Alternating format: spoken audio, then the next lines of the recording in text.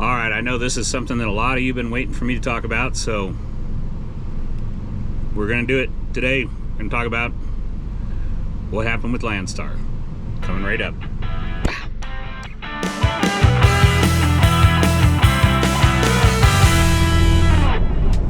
What's up, YouTube? Well, I think it's time we address the elephant on the channel. And I figured, what a better place to do it than this beautiful big sky country here in Wyoming. We are headed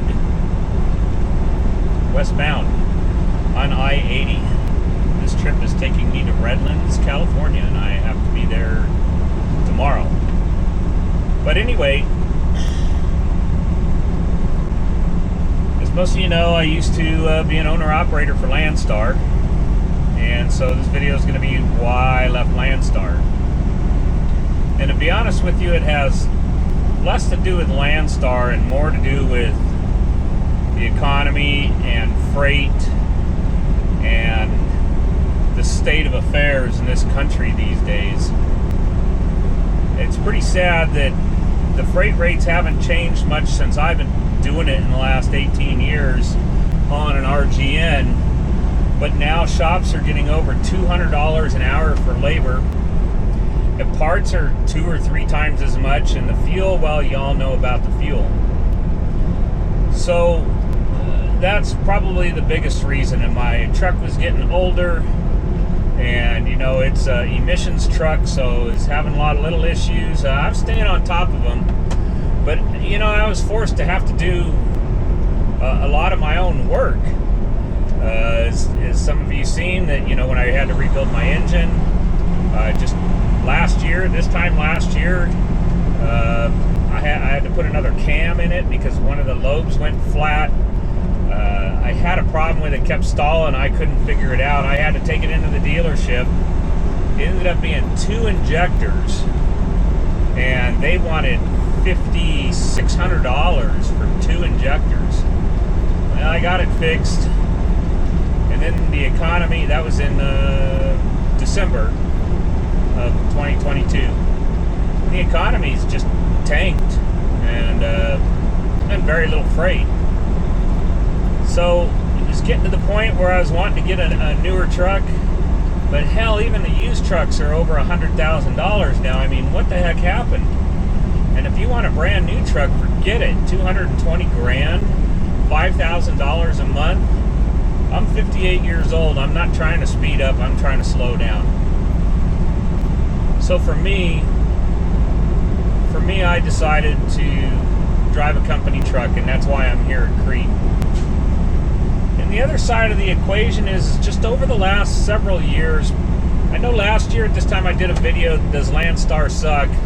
And I said they didn't, because Landstar themselves, they don't suck. They do help the drivers. They back you up when you need repairs, if you're productive. But the dark side of Landstar is the agents. These agents, they are letting just anybody in there nowadays. Landstar themselves, they don't have any freight. It's all these agents are cut and pasting them from C.H. Robinson. It's all brokered freight. It's all crap. It's garbage. It's leftovers. And I didn't really realize that. Now, don't get me wrong, there are some agents that have their own freight, and there are some good agents out there, but I'm talking the majority of them. And if you're at Landstar, you know the ones that start with area code 210 or 619, or, you know, you click on the agent code and it's got, you know, 50 different agent codes attached to it. And I'm not going to mention any names though, but it's pretty easy to spot. Anyway, they don't have any original freight of their own. When you call on that freight, it's anybody's guess whether they're going to have it or not.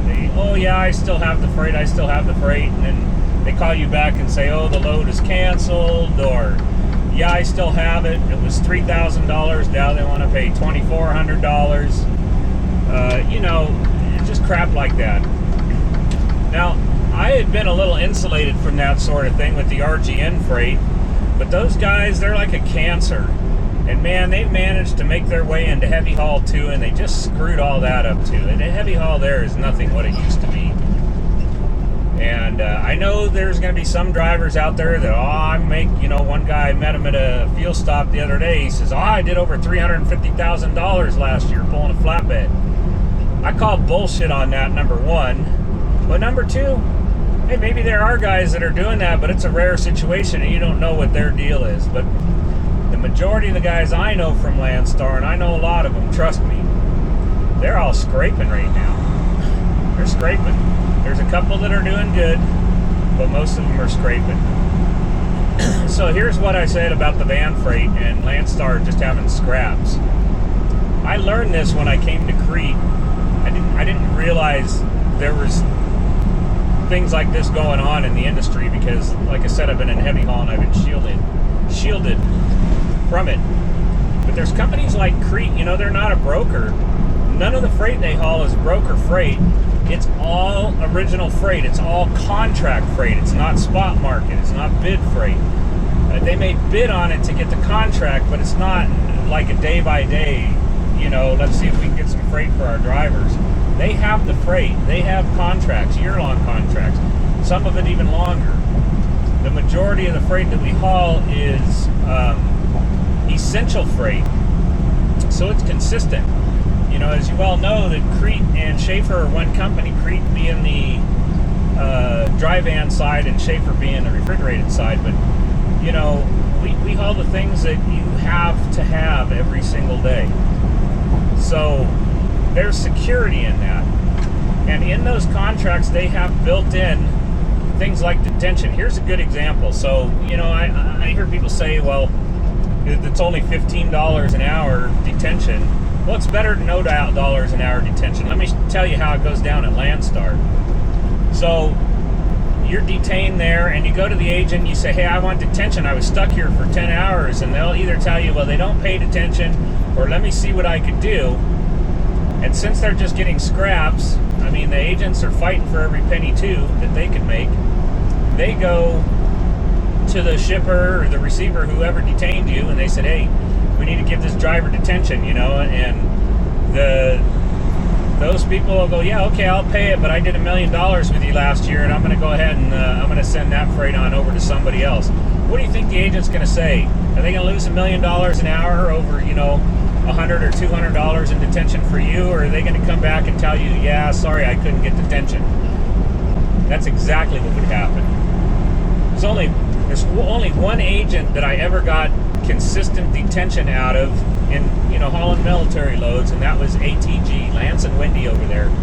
I want to tell you, those are a top-notch agent right there. I would haul for them any day of the week, anytime.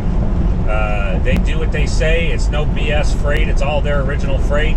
There are a handful of others, but with this contract freight, they have built in detention, so if and it pays no matter what. It's guaranteed detention. So if you were sitting at a dock for more than 2 hours, you start getting $15 an hour.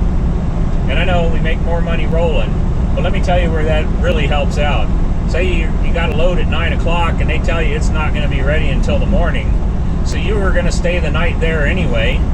So you get $150 in detention just for staying the night somewhere you were going to stay the night anyway. I've gotten that many times already, just in the short 3 months that I've been here. The other thing that guaranteed detention does is they don't screw around. When you pull up for a live load or unload, I've been loaded, like I've pulled up, been loaded, and pulling out in less than 45 minutes. That's how it should be all the time. Maybe spending 20 minutes at the dock at the most. And that's how it should be, but things happen. But the majority of the freight that I pick up is drop and hook, so everything's preloaded. So I show up, I drop one trailer, I grab another trailer, I roll out. It's been great here. But this is less about Crete and more about Landstar. So let's finish up my thoughts with Landstar. Is right now a good time to go to Landstar? I would say absolutely not. If you're driving a company truck and you're doing well right now, do not cross that line and go over to Landstar, become an owner-operator. Right now is probably the worst time you could possibly do that. For reasons that I mentioned. The economy, the freight rates, the fuel prices, the cost of equipment, the cost of repairs, the cost of parts. It's just not worth it. I'd say, in my opinion, it's just not worth it right now. Anyway, I just wanted to touch base with you on that subject. And I know I've let it go for a while. If you stayed to the end, well, hey, thank you very much for watching. I appreciate all of you that have been watching me over the years. I know my channel can be a little fragmented sometimes, and I don't know what the heck to talk about. But appreciate you watching. Go ahead and give us a thumbs up. Consider subscribing. You know, and if you decide to come over to Crete, go ahead and use my driver code. It's LARWA. That's LARWA. We sure would appreciate it. It helps out the channel. We can continue bringing you good content. And hey, you know, it's a crazy world out there, so do your due diligence. Research things before you just jump into things. Just things sound too good to be true. That's because it probably is. And also, you know, keep them bugs off your glass and the bears off your... You know how we do it here. Trucker Warren, we gone.